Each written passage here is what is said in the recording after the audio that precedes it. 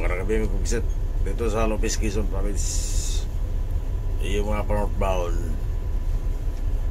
huwag kayo dumaan dito sa loob ng bayan ng Lopez kasi bawal yung mga truck tsaka bus. Yan, pinapabaking sila alas 11:10 ng gabi. Dito tayo, pa-southbound tayo. Ayun nagbabaking sila po sila nasa unahan natin, nagbabaking yan. Kaya pabalik. Bawal dito sa loob ng bayan ng Lopez. September 4 alas 11 ng gabi.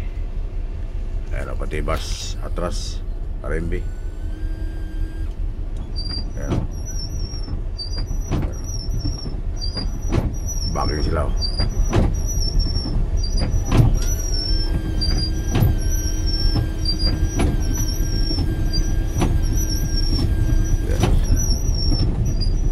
kaya nagka-traffic dito sa loob kasi pinapabalik sila.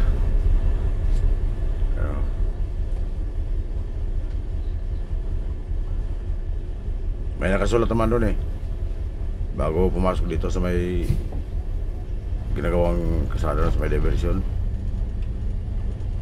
All vehicle going to Manila.